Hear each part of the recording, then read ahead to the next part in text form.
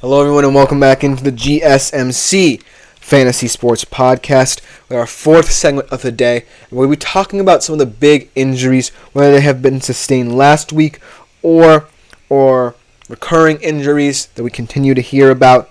I just want to update you all on them and some of the fantasy implications that you'll have to account for this week. And let's start off with some of the injuries sustained this week last week to talk about. Let's start off with Devon Achane. This is perhaps the quote-unquote luckiest injury as it's sustained before a bye week, a concussion, nevertheless. And he would have been questionable, but this is easy sledding for him. He has a week of rest, and then he'll most likely come back for their Week 7 game. So, Devon Achane, nothing to really worry about. However, I am kind of worried about how he's going to find yardage if, they don't trust him with their inconsistent QB play. So that's the big question there. As for, the concussion, it's going to be a speedy recovery, I hope, for him, because I feel like right now I might want to retract on what I said about him before the season, because he now is the biggest X factor for that Dolphins offense. Let's talk about Jonathan Taylor. Let's talk about this Colts offense in general with all the pieces that could be missing. They could be missing at least 4 pieces. They could be missing Anthony Richardson, who's still dealing with that oblique training, and he's very limited in practice, I hear. They could lose Michael Pittman, another limited participant in practice, I believe with a hip injury. They could lose Josh Downs with an ankle injury as well. And Jonathan Taylor's feel like the most pressing because he has been the most impressive kind of player over these past couple of weeks with or without Richardson. And so with this ankle injury, I hope that he has a speedy recovery. It said he's still questionable. I believe he was a limited participant in Wednesday's practice and today's, so we'll have to see. But ultimately, I feel like there's a good chance he plays in their matchup with the Titans. The status is a little bit iffy, but of all the players that you might want to rush back for this game, it's Jonathan Taylor. But I do kind of preach the fact that if you feel as if none of your players can go, by all means, sit them, have them rest for another week, and then they go again in a couple weeks' time. And I feel that's the safest bet, especially for this Colts offense, because you don't want to lose too many games to start in Richardson's career. And especially with, the fact that he hasn't really found a rapport with any wide receiver one. So, that's another big thing to think about for the Colts, especially this team that's trying to build something offensively. And let's talk about perhaps the most pressing wide receiver injury. Nico Collins, looking like perhaps the best receiver in the league through the first 5 weeks of the season, goes down with a hamstring in that game against the Bills on a touchdown, no less, which really sucks in that regard. Was questionable at the start of the week, but he's now headed to the IR and will miss at least 4 games with the Texans. For the Texans, in terms of fantasy, I feel like this team will still be fine just because, of that wide receiver room. But I actually don't think Stephon Diggs will be the best fantasy receiver. And I mean this in the sincerest way possible because I still respect him for what he can do. But I just feel like C.J. Stroud's knowledge of players like Tank Dell in the system and Dalton Schultz will prove to be much more integral to how this team progresses than his relationship with Stephon Diggs. And it might create some tension, but not as much as as what Stephon Diggs had to deal with in Buffalo. So it's going to be an interesting storyline to follow, this injury and how it impacts the Texans and how you view them in fantasy. But I still think they're a solid fantasy team nevertheless. Just because Nico Collins goes down doesn't mean that they can find different ways to incorporate different players into their offensive scheme.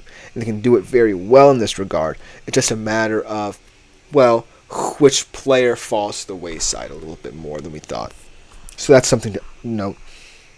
And then Aaron Rodgers' injury, going down with a high ankle sprain in that game. I feel like he's going to play through the pain no matter what. But it is notable just so you know how the Jets' offense can look and how it could affect who gets the targets, how this team plays going forward, whether or not Todd Downing, who's now calling the plays, will try and limit Aaron Rodgers mobility-wise, and how that loss of his out-of-structure play impacts certain players. But overall, I feel like the Jets were a dumpster fire offensively to begin with anyways. So I can't really take stock in this injury just because Aaron Rodgers was not doing well statistically without the injury either. So it's just a little bit of damage control there for the Jets. But I'm starting to lose trust and faith in some of their offensive weapons who are pretty good fantasy players, especially guys like Wilson and Breece Hall. As Tactical says, Tucker Kraft goes over 41.5 yards this week. Thoughts? I think he can.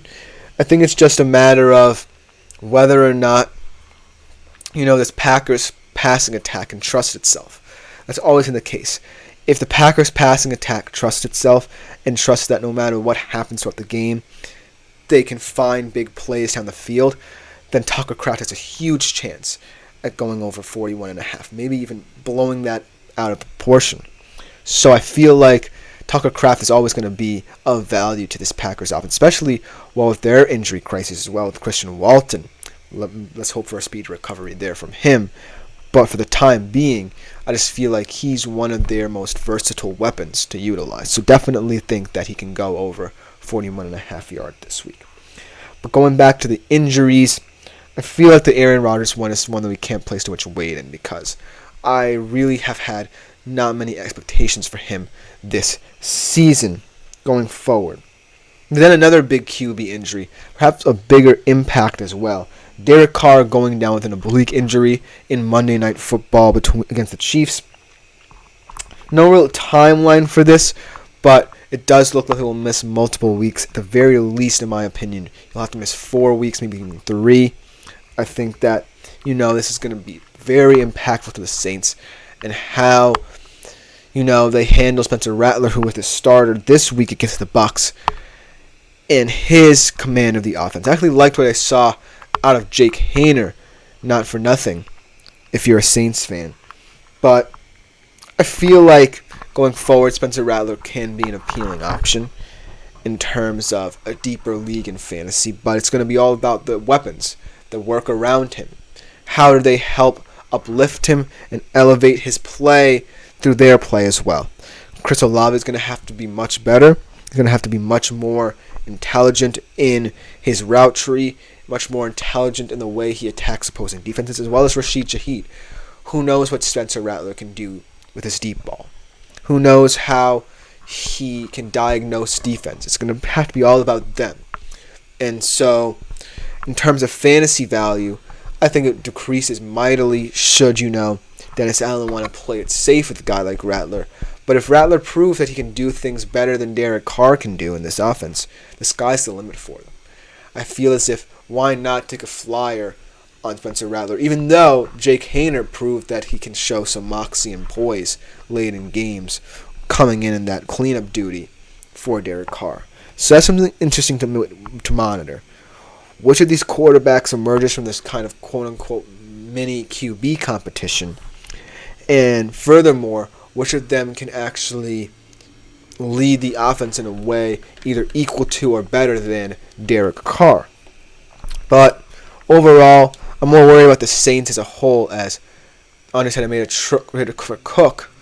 I believe he's talking about James Cook just to find out he's injured. I actually didn't even know that James Cook was injured.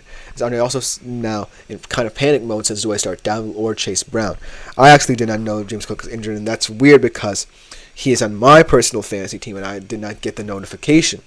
So in terms of starting Dowdle or Chase Brown, I would pick Chase Brown, even though I think both of these guys are more RB2 types.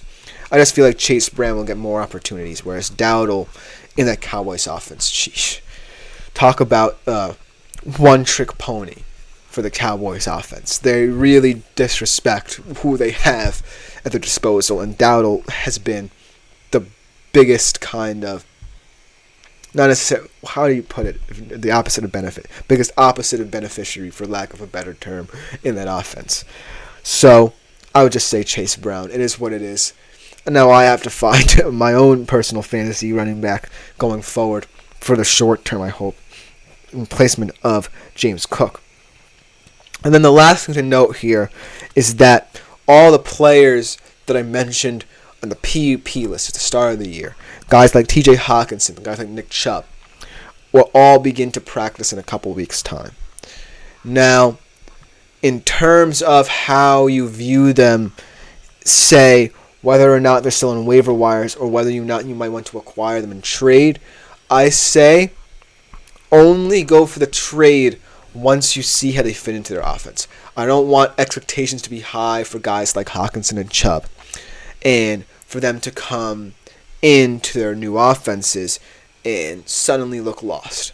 Because that could be bound to happen, especially for a guy like Chubb, who I don't think can come back from the same injury twice.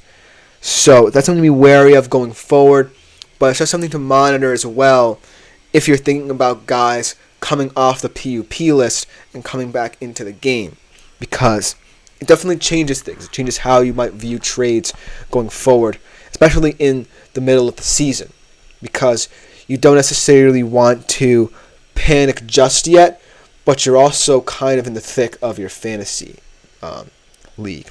So I think that if you choose to go for a trade, or whether or not they're still in the waiver wire, hopefully they might be, I think it's going to come down to how you have to see them in their respective offenses to determine them. Let me know what you think in the comments, but that was just about to do it for this segment. Coming up for our last segment of the day, I start my new tradition, I did this segment last week with my Chris's picks of the week. 4 games that I feel like can be interesting ones to bet on. We'll be right back to conclude this show with that after this short break.